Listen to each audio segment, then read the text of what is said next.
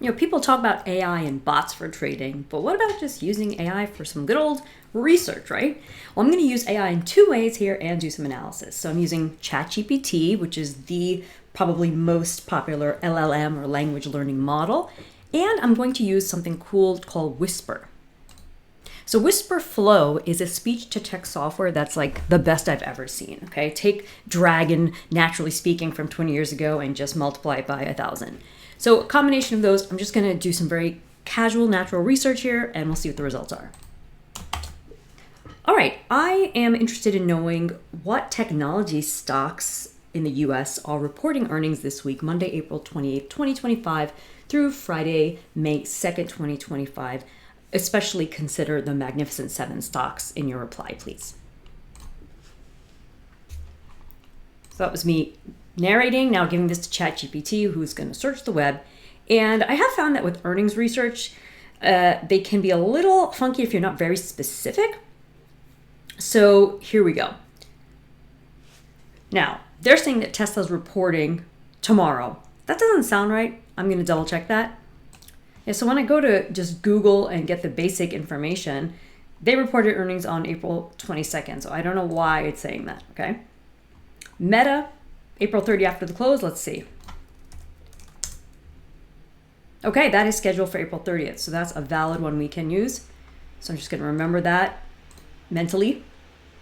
Microsoft, so again, take the ticker symbol and then Google and double check. All right, yep, this is scheduled for April 30th. Apple, I'm pretty sure this is correct, that it's coming up later. Again, I'm just replacing the text and then searching. Yep, scheduled for May 1st. We have a couple more, Amazon, Google. So it's just an easy way to kind of get started if you're looking at certain stocks, but then verify, right? Trust, but verify, because AI is pulling from a lot of different resources. So I'm just going through and testing all these to see.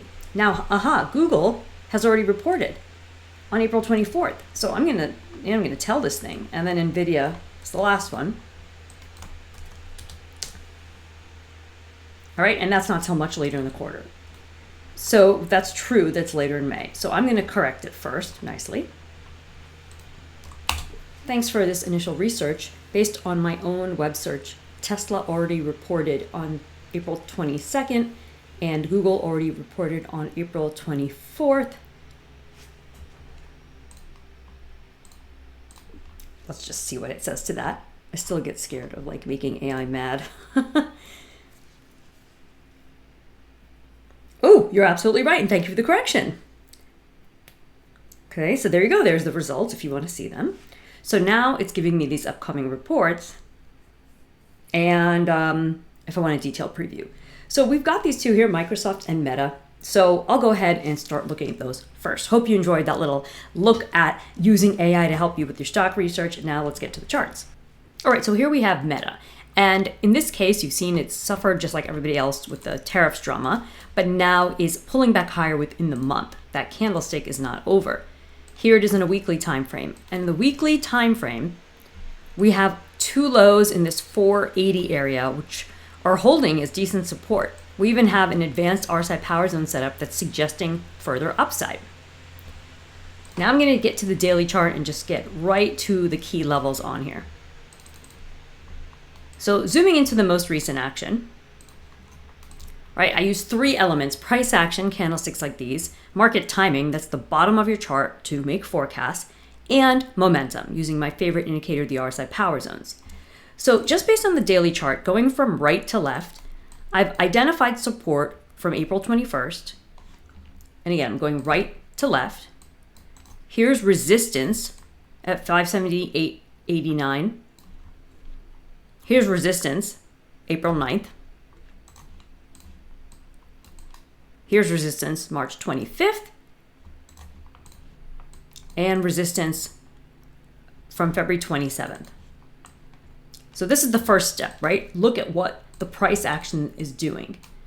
Also a support level here from July 25th, 2024. So this is the main area.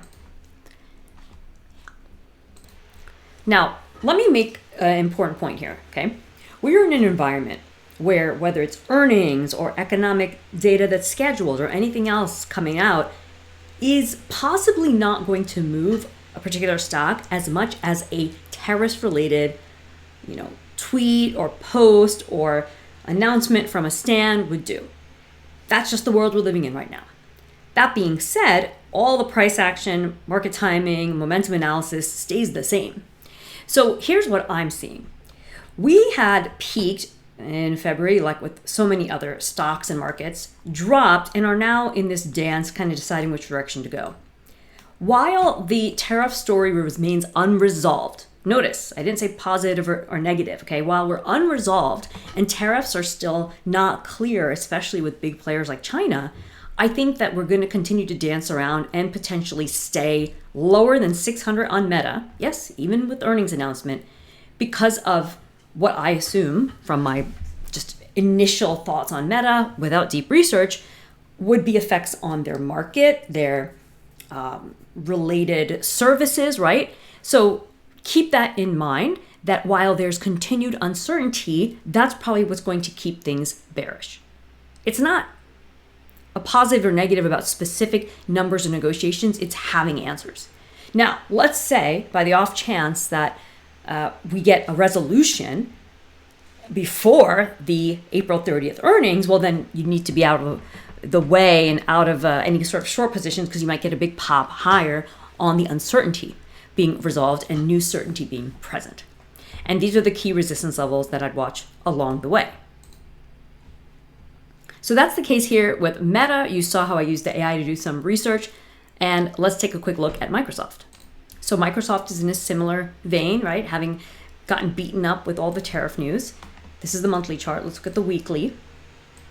Now the weekly here isn't as much of like a bottoming base as on Meta. Meta had those two lows very close together. So Microsoft is in fact appearing to be slightly stronger than Meta in its current recovery.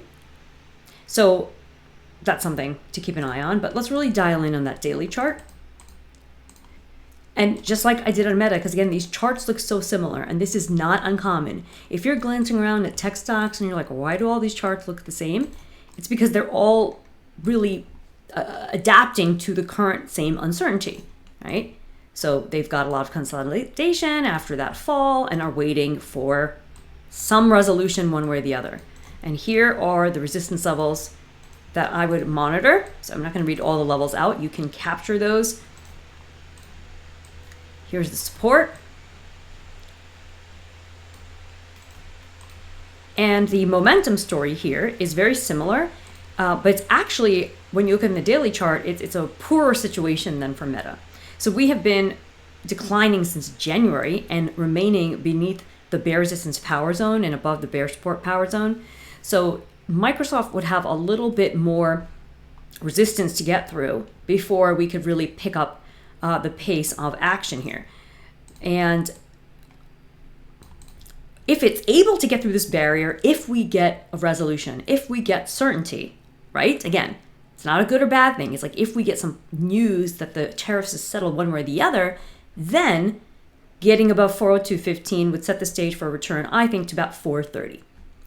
On the other hand, if the tariffs uncertainty continues, then you can see there's a lot of price action back here from over a year ago that provides additional support. So all the numbers are represented here to the right of the chart. And if we fall below this 345 area, I think we'd be on a journey back towards 325 over some time. All right, well, hope you found this valuable, this insight on Microsoft as well as Meta, where we used AI to help get our research underway. I'm Hima Reddy, and if you enjoyed this video, please give it a thumbs up, hit that like button, drop a comment down below, subscribe to my channel if you haven't already, and I'll catch you soon.